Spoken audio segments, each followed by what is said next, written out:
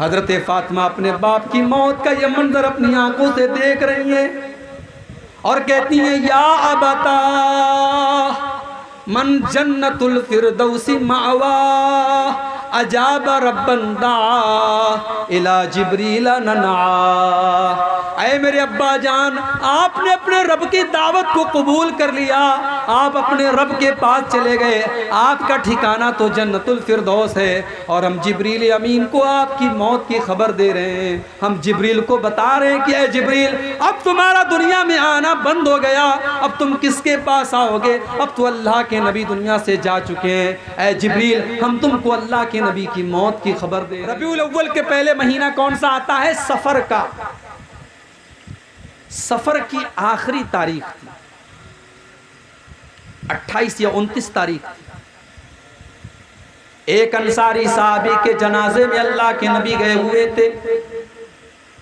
जनाजे से आप लौट रहे थे, आपके सर में शदीद दर्द शुरू हुआ। आप जब घर पर तशरीफ लाए, आपने अम्मा आयशा से फरमाया, आयशा वारासाहु, मेरे सर में बहुत तेज दर्द हो रहा है। अम्मा आयशा ने फरमाया, अय अल्लाह के नबी, आज तो मेरे सर में भी बहुत ज्यादा दर्द हो रहा है। आपने फरमाया, आयशा लौ मुत्ती कबली लगसलतुकी व कफ़नतुकी। अय आयशा, चलो एक वादा तुमसे करता हूं, अगर तुम्हारी मौत मुझसे पहले हो गई, तुम दुनिया से मुझसे पहले चली गई, तुम्हारा इंतकाल हो गया, तो ऐ आयशा, मैं तुम्हें गुस्ल दूंगा और मैं तुम्हें कफनाऊंगा। मैं अपने हाथों से तुम्हें गुस्ल दूंगा और अपने हाथों से कफनाऊंगा। अम्मा आयशा ने फरमाया, ऐ अल्लाह के नबी, आप तो यही चाहते हैं मैं मर जाऊं और आप मेरी जगह कोई सौतन ले आएं और मेरे घर में किसी दूसरी औरत को ला करके बसाएं। आपने अम्मा आयशा के साथ हंसी मजाक भी किया, लेकिन मेरे प्यारे साथियों, यही दिन था जिस दिन से अल्लाह के नबी की बीमारी का आगाज हुआ, आपके मर्जुल मौत का आगाज हुआ। और इस बीमारी के अंदर आप 13-14 दिन तक मुब्तला रहे और 12 रबीउल अव्वल को आपका इंतकाल हुआ। 13-14 दिन तक आप बीमार थे। बीमारी बढ़ने लगी। उसी बीमारी के आलम में मदीना से 10 किलोमीटर दूर शुहदाए ओहद का कब्रिस्तान है। अल्लाह के नबी मदीना से 10 किलोमीटर दूर शुहदाए ओहद के कब्रिस्तान पर जाते हैं और वहां खड़े होकर के उनके लिए दुआ करते हैं, या एक रिवायत के मुताबिक वहां खड़े होकर के जनाजे की नमाज पढ़ते हैं। 8 साल के बाद जंग ओहद हुई है सन 2 हिजरी में। अल्लाह के नबी 8 साल के बाद जाकर के शुहदाए ओहद के लिए दुआए मग़फ़िरत करते हैं या जनाजे की नमाज पढ़ाते हैं। हदीस के अल्फाज हैं, अल्लाह के नबी ऐसा क्यों करते हैं? क्योंकि अल्लाह के नबी शुहदाए ओहद से अलविदा कह रहे थे और उनको ये बताने की कोशिश कर रहे थे कि ए ओहद में शहीद होने वाले मेरे सहाबा, मैं जल्द ही तुम्हारे पास आने वाला हूं, मैं भी अल्लाह के पास आने वाला हूं। एक दिन आप उसी बीमारी के आलम में बकी के कब्रिस्तान में जाते हैं और बकी के कब्रिस्तान में खड़े होकर के मग़फ़िरत की दुआ करते हैं। उसके बाद आप मस्जिद में आते हैं और मिंबर पर खड़े होते हैं और खुतबा देते हैं और खुतबे में फरमाते हैं, इन्नी बैना यदीकुम फरतुन व अना अलैकुम शहीदुन। हो लोगो, मैं तुम सबसे आगे जाने वाला हूँ और मैं क़यामत के दिन तुम्हारे बारे में गवाही देने वाला हूँ और तुमसे मुलाकात हौज़े कौसर पर होगी और मैं यहाँ से अपने हौज़े कौसर को देख रहा हूँ। हो लोगो, मुझे ये डर नहीं है कि तुम मेरे बाद शिर्क करने लगोगे, मुझे डर है तो इस बात का डर है कि कहीं तुम दुनिया के फितने में न पड़ जाओ, कहीं दुनिया की रंगीनियों में न खो जाओ। बुध का दिन आया, वफात से 5 दिन पहले सोमवार को इंतकाल हुआ। सोमवार के पहले इतवार, इतवार के पहले सनीचर, सनीचर के पहले जुमा और जुमा के पहले जुमेरात और जुमेरात के पहले बुध का दिन है। बुध का दिन आता है, अल्लाह के नबी अपने सहाबा से कहते हैं कमज़ोरी महसूस हो रही है, कहते हैं 7 अलग अलग कुएं का पानी लाओ। 7 अलग अलग कुएं का पानी लाया गया अल्लाह के नबी ने गुस्ल किया। गुस्ल करने के बाद आपने अपने सर के ऊपर पट्टी बांधी और मस्जिद में तशरीफ लाए और ज़ोहर की नमाज आपने पढ़ाई। ज़ोहर की नमाज पढ़ाने के बाद आपने खुतबा दिया और उस खुतबे में आपने फरमाया, इन्नल्लाह खय्यर अब्दन बैना यख्तार मा इंदहु व बैना ज़हरति दुनिया।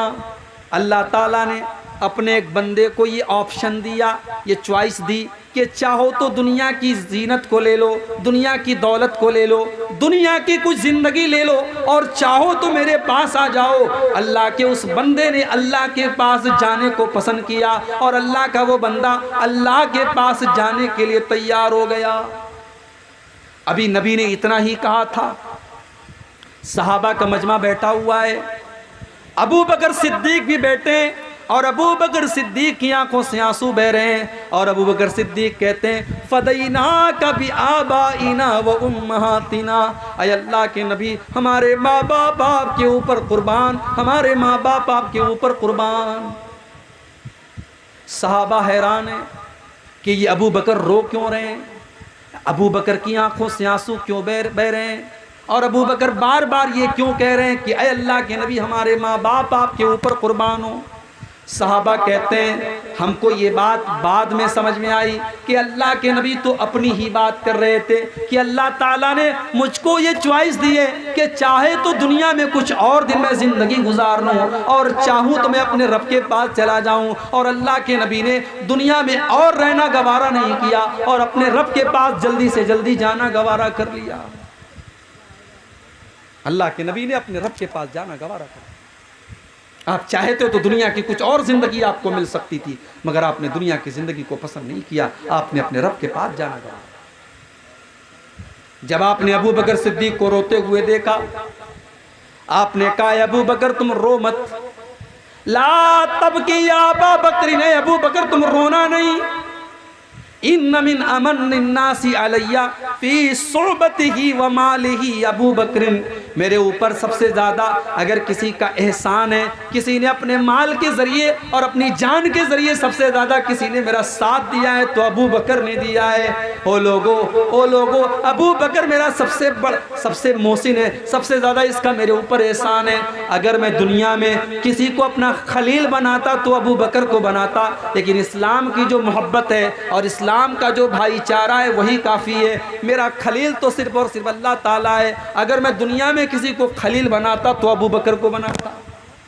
उसके बाद आपने ये भी फरमाया कि मस्जिद में जितने दरवाजे हैं सारे दरवाजों को बंद कर दिया जाए, सिर्फ अबू बकर का दरवाज़ा खोले रखा जाए, अबू बकर के दरवाजे को बंद न किया जाए। ये अल्लाह के नबी की आखिरी स्पीच थी, आपकी आखिरी तकरीर थी मेरे प्यारे साहब। अच्छा, अल्लाह के नबी को एहसास हो गया था कि मैं दुनिया से जाने वाला हूं।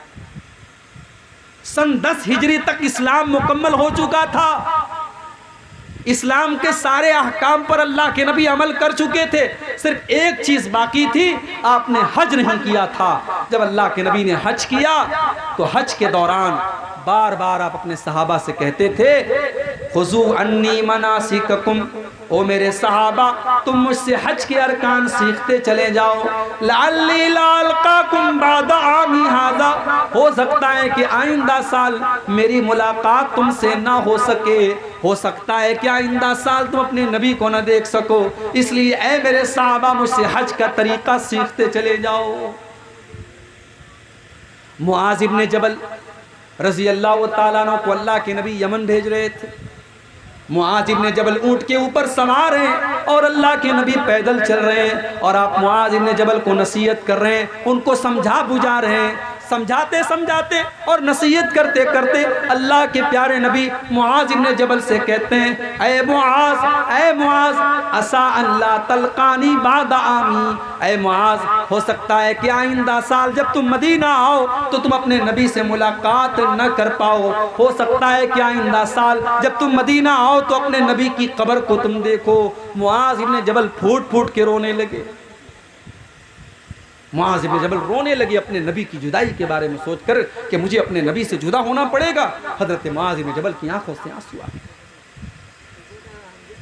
जुमेरात का दिन आया, वफात से 4 दिन पहले जुमेरात का दिन आया।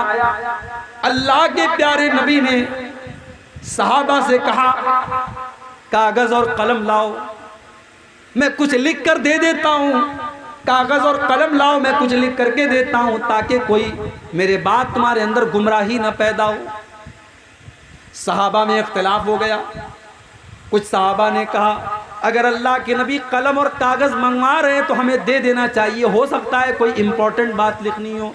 कुछ सहाबा ने कहा, नहीं नहीं, इस्लाम मुकम्मल हो चुका है, हमारे पास कुरान भी मौजूद है, अगर कोई इंपॉर्टेंट बात होती तो अब तक अल्लाह के नबी बता चुके होते, इसलिए आप बीमार हैं, आपको तकलीफ न दिया जाए और कागज कलम न लाया जाए, आपको और ज़्यादा तकलीफ में न डाला जाए। जब बहुत ज़्यादा इख्तिलाफ होने लगा, अल्लाह के नबी ने सहाबा से कहा, ओ लोगों यहाँ से चले जाओ। आपने सहाबा को वहाँ से हटा दिया। आखिरी नमाज जो अल्लाह के नबी ने पढ़ाई है, आखिरी नमाज आपने मगरिब की पढ़ाई है। इशा की नमाज का टाइम आया, हजरत बिलाल ने अजान दे दी। अजान देने के बाद आए और कहने लगे, अय अल्लाह के नबी, नमाज का टाइम हो चुका है, चल करके नमाज पढ़ाइए। अल्लाह के नबी बहुत कमज़ोरी महसूस कर रहे थे। आपने कहा, बिलाल, मैं जब तक गुस्ल नहीं कर लूँगा, मैं नहा नहीं लूँगा, मैं नहीं आ सकता, कमज़ोरी है मेरे अंदर। आपने पानी मंगाया, एक टब के अंदर पानी लाया गया। अल्लाह के नबी ने गुस्ल किया और गुस्ल करने के बाद आप जब उठ करके खड़े होने लगे, हदीस के अल्फाज हैं, आप बेहोश हो करके गिर पड़े। होश आया तो पहला सवाल ये किया, अस्सल्लन्नास, क्या लोगों ने नमाज पढ़ ली है? नहीं नहीं है अल्लाह के नबी, अभी किसी ने नमाज नहीं पढ़ी है, लोग आपका इंतज़ार कर रहे हैं, लोग इंतज़ार में कि आप आए तो नमाज पढ़ी जाए। आपने फिर से गुस्ल किया, 3 मरतबा आपने गुस्ल किया, लेकिन तीनों मरतबा आपको चक्कर आ गया और बेहोश होकर के आप गिर पड़े। जब आपने देख लिया मेरे अंदर मस्जिद में जाने की ताकत नहीं है, मेरे अंदर नमाज पढ़ाने की ताकत नहीं है, आपने फरमाया, ओ लोगों, जाओ अबू बकर से कहो, अबू बकर से कहो वो मेरी जगह नमाज पढ़ाए। अम्मा आयशा कहती हैं, मैं डर गई। मैं सोचने लगी, अगर अल्लाह के नबी की जगह मेरे बाप मुसल्ले पर खड़े होंगे और अल्लाह के नबी को कुछ हो गया तो हो सकता है कि लोग मेरे बाप पर उंगली उठाएं कि इसने नबी की ज़िंदगी में, नबी के मौजूदगी में नमाज पढ़ाई थी। तो मैंने बहाना करने की कोशिश की।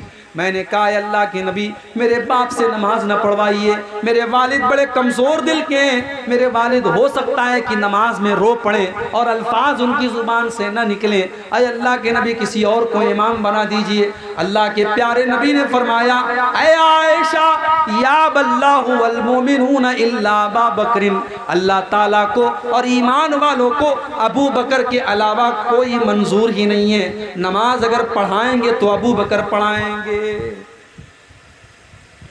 अल्लाह के नबी की जिंदगी में 17 टाइम की नमाजें हजरत अबू बकर सिद्दीक ने पढ़ाई। जुमेरात के दिन इशा की नमाज से लेकर के फजर की, सोमवार के दिन फजर की नमाज तक 17 टाइम की नमाजें हजरत अबू बकर सिद्दीक ने अल्लाह के प्यारे नबी की जिंदगी में पढ़ाई है। मेरे प्यारे साथ, जुमा का दिन आया, अल्लाह के नबी कमज़ोर है, मस्जिद में आने की ताकत नहीं है। शनीचर का दिन आया, अल्लाह के नबी ने अम्मा आयशा से कहा, आयशा, मेरे पास एक सोने की डली थी, ज़रा देखो क्या वो सोने की डली मेरे पास है। अम्मा आयशा ने तलाश किया तो सोने की डली मिल गई। अल्लाह के नबी ने कहा, अय आयशा, मैं अपने रब से इस हाल में नहीं मिलना चाहता कि मेरे घर में सोना रखा हो, जाओ इस सोने को अल्लाह की राह में खर्च कर दो, इस सोने को गरीबों को दे दो, फ़कीरों को दे दो। हज़रत आयशा ने उस सोने की डली को अल्लाह की राह में सदका कर दिया। कमज़ोर हैं आप, मरज़ुल मौत में हैं आप, मगर फिक्र है कि मेरे घर में सोना चांदी नहीं होना चाहिए। सलाम उस पर जो उम्मत के लिए रातों को रोता था, सलाम उस पर जो फर्शे खाक पर जाड़े में सोता था, सलाम उस पर कि टूटा बोरिया किया जिसका बिछौना था, सलाम उस पर कि जिसके घर में चांदी थी न सोना था।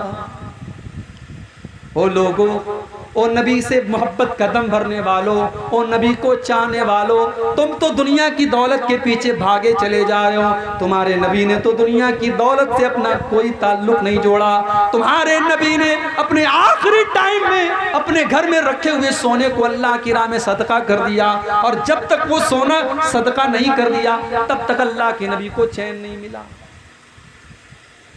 उसी बीमारी के आलम में जब आप महसूस कर रहे थे मेरा आखिरी टाइम है, बार बार चादर को ओढ़ रहे थे, फेंक रहे थे, ओढ़ रहे थे, फेंक रहे थे, उसी बेकरारी के आलम में, उसी बेचैनी के आलम में आपने फरमाया लानल्लाहुल यहूद वन नसारा इत्तखज़ू कुबूर अंबियाइहिम मसाजिद। अल्लाह की लानत हो यहूदियों के ऊपर और अल्लाह की लानत हो ईसाइयों के ऊपर। उन्होंने अपने नबियों की कब्रों पर मस्जिद बना ली, उन्होंने मस्जिद पर कब्र बना ली। न कब्र पर मस्जिद बनाना जायज़ है, न मस्जिद पर कब्र बनाना जायज़। इस्लाम के अंदर कब्र और मस्जिद को अलग अलग रखा गया है। ना तो आप मस्जिद के ऊपर कब्र बना सकते हैं, ना कब्र के ऊपर मस्जिद बना सकते हैं।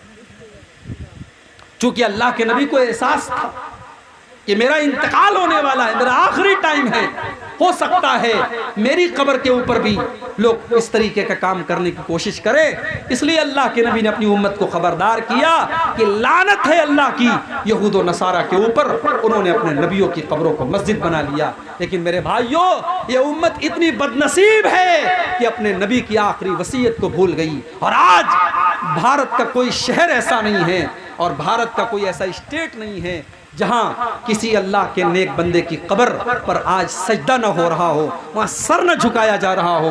कितने ऐसे दरगाह और कब्र है जहां लाल काले पीले धागे बांधे जाते हैं, सर झुकाए जाते हैं, औरतें वहां जाती हैं, बेपर्दगी होती है, बेहयाई होती है, शिर्क होता है, बिदात होती है। मेरे प्यारे साथियों, इस उम्मत ने अपने नबी की आखिरी वसीयत का ख्याल भी नहीं रखा।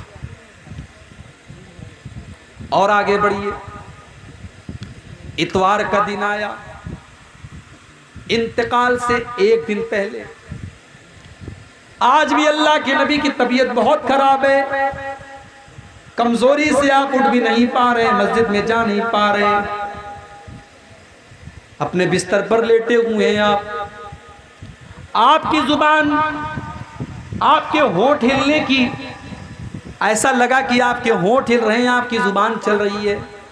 उम्मे हबीबा कहती है मैंने कान लगा करके सुना कि देखूं अल्लाह के नबी क्या कह रहे हैं, आखिरी टाइम है, अल्लाह के नबी क्या फरमा रहे हैं। कहती है जब मैंने कान लगा के सुना तो अल्लाह के नबी कह रहे थे अस्सलाता अस्सलाता वमा मलकत ईमानुकुम। हो लोगो तुम नमाज की पाबंदी करो, हो लोगो तुम नमाज का ख्याल करो, हो लोगो तुम नमाज को बर्बाद ना करो। आखिरी टाइम में अल्लाह के नबी को नमाज की फिक्र। सोमवार का दिन आया, अल्लाह के नबी की जिंदगी का आखिरी दिन है, फजर की नमाज का टाइम है। हजरत अबू बकर सिद्दीक नमाज पढ़ा रहे हैं, सहाबा पीछे नमाज पढ़ रहे हैं। अल्लाह के नबी की तबीयत कुछ बेहतर महसूस हुई, आप अपने बिस्तर से उठे, आपने अपने कमरे का पर्दा हटाया, सामने साहबा नमाज पढ़ रहे हैं और अबू बकर सिद्दीक नमाज पढ़ा रहे हैं। अल्लाह के नबी ने ये मंजर देखा, आपके चेहरे पर मुस्कुराहट आ गई, आप मुस्कुराने लगे। मेरा मिशन कामयाब है, मेरे सहाबा मेरे मिशन पर चल रहे हैं, मेरे सहाबा मेरा काम कर रहे हैं, मैं दुनिया से जा रहा हूँ, मेरे सहाबा नमाज पढ़ रहे हैं, अबू बकर नमाज पढ़ा रहे हैं, सहाबा नमाज पढ़ रहे हैं। अल्लाह के प्यारे नबी अपने हुजरे के दरवाजे पर खड़े हैं और आपके चेहरे पर मुस्कुराहट है, आप हंस रहे हैं, मुस्कुरा रहे हैं। सहाबा ने नमाज की हालत में महसूस कर लिया। अल्लाह, मोहब्बत इसको कहते हैं, मोहब्बत इसको कहते हैं मेरे भाई।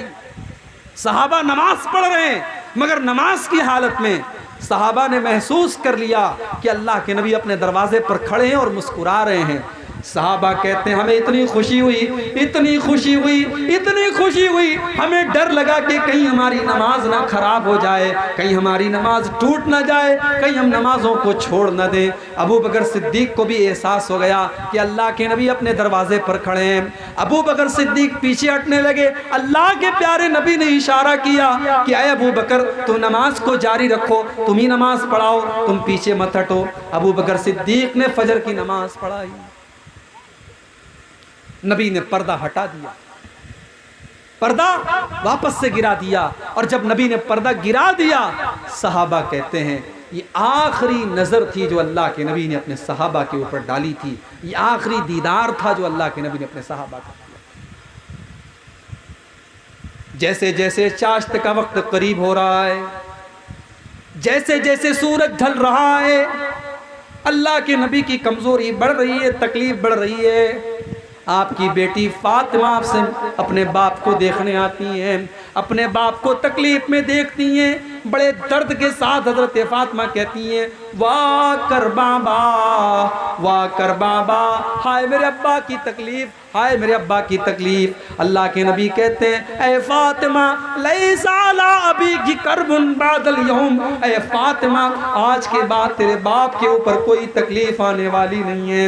आज की तकलीफ तेरे बाप की आखिरी तकलीफ है, आज के बाद तेरे बाप के ऊपर कोई तकलीफ नहीं आने वाली है।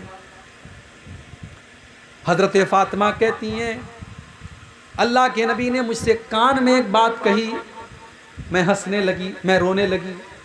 फिर आपने मेरे कान में कुछ कहा, मैं हंसने लगी।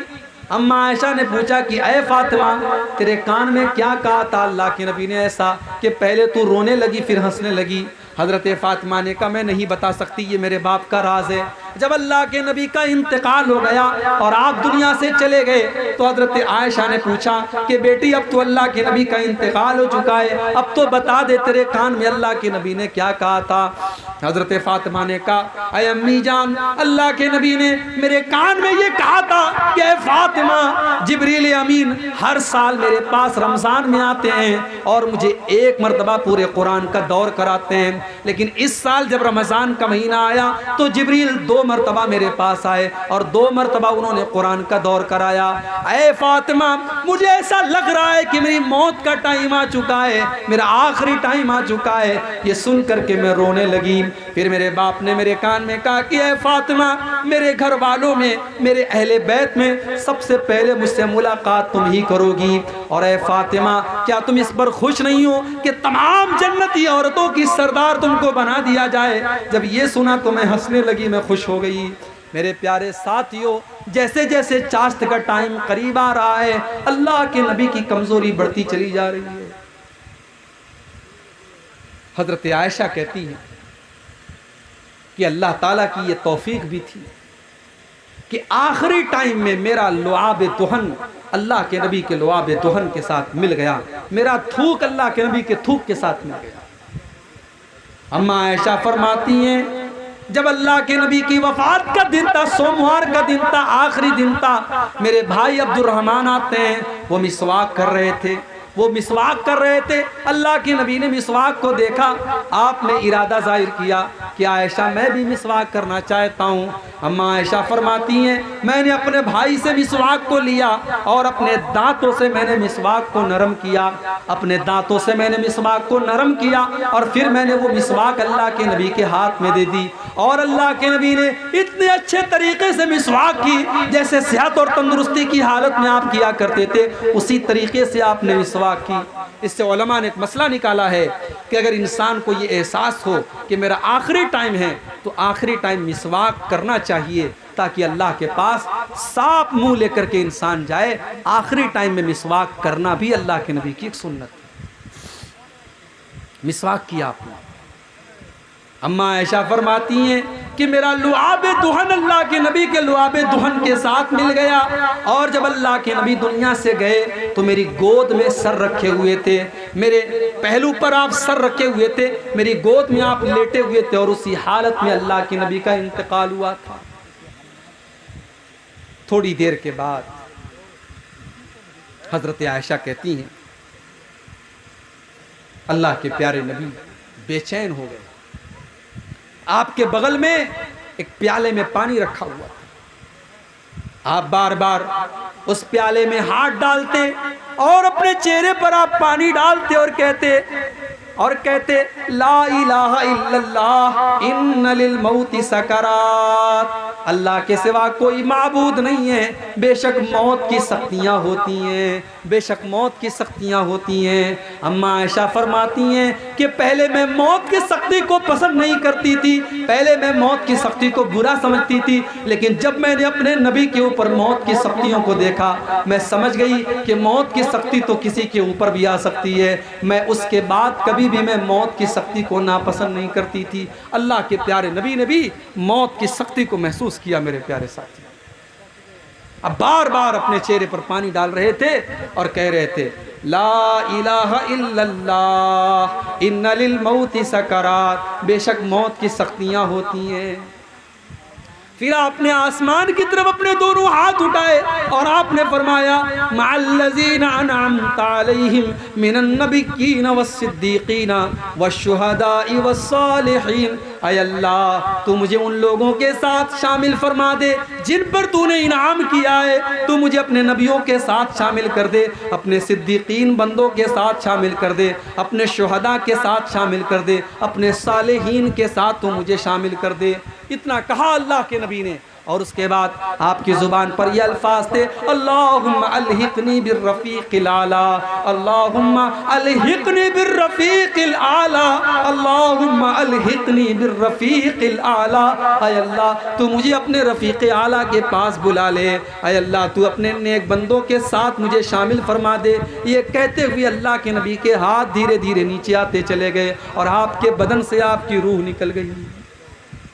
इन्ना लिल्लाहि व इन्ना इलैहि राजिऊन।